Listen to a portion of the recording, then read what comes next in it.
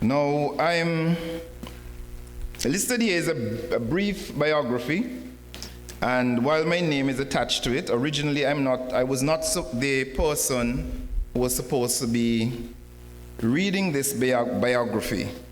While I prepared this biography, I think was maybe some 10 years ago, if I could recall, but it was a cousin of Auntie who was supposed to read this biography, but by some act of fate, she is unable to be here at this present moment. However, she will be here sometime later today. She's flying in from overseas.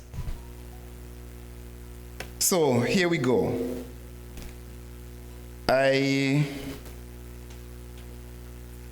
As you would know, her name is Angeline Revan, and today, March 24th, she celebrates her 100th birthday.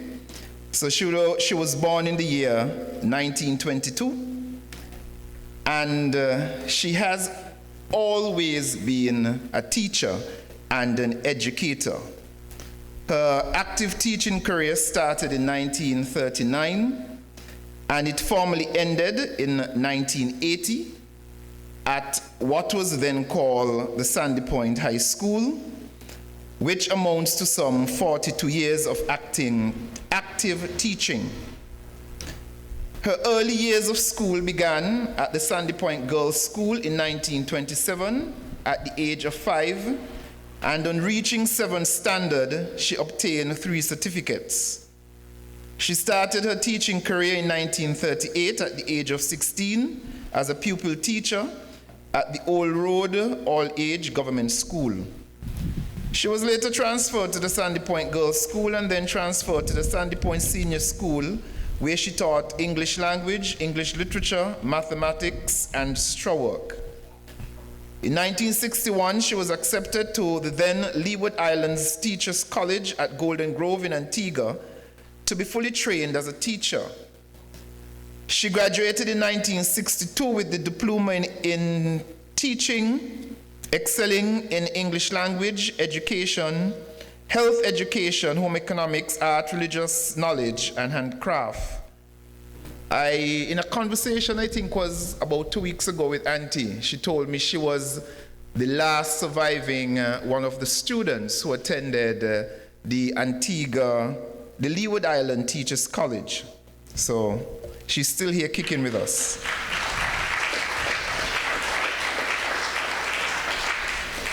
In 1966, when the Sandy Point High School opened, she was one of the pioneer teachers. In 1975, she was the first guidance counselor at the said school, a position she held until 1980 when she retired.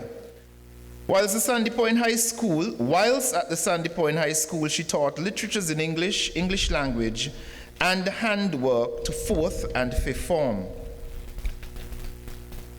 When Evening Institute classes began in St. Kitts, she was employed at the Clarence Fitzroy Bryan College, then the College of Further Education, where she taught GCE English offered by London and Cambridge University.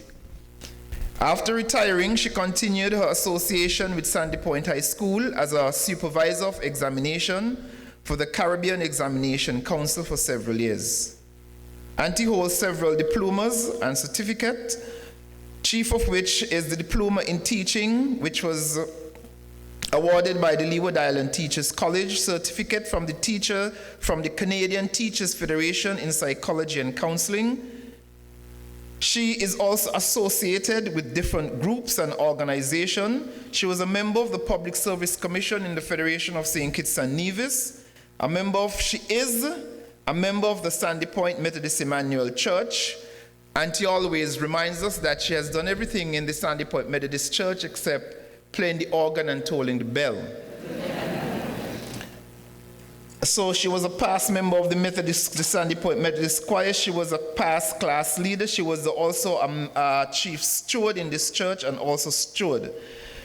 She was president and founding member of the Women's Club of the Sandy Point Methodist Church. She was the Sunday school teacher at the Sandy Point Methodist Church. Most of you who are Sandy Pointers would know that Auntie, she She is, how to put this? I don't want to say a trained seamstress, but she's a fine seamstress. And I've seen her sewn from wedding gowns to curtain cloths. She enjoys knitting, she enjoys handcraft, and also she enjoys gardening. On any given day in her former years, you would see her in the garden, molding the flowers, and even up until today, there are some varieties of roses that she planted that are in the garden.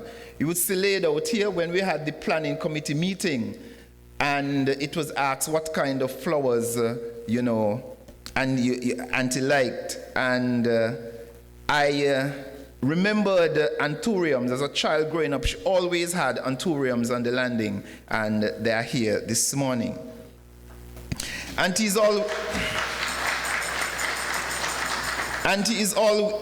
was and is an avid reader.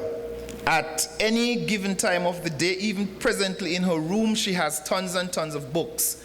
I remember as a child growing up, how could I put this delicately? Well, I was not very well behaved, and as such, part of my punishment was reading. I still could recall the Shakespeare book. I should tell me, you're going to read that book. And man, I would stay there, trying to resist until she would ask me, well, what that is about? And then the tone would get softer and softer, and she would tell me, you know what happened in Midsummer Night's Dream, or you know what happened in Hamlet? And then she would go on and on. Her most recent award was the award of the MBE, where she was made an ordinary member of the most excellent order of the British Empire.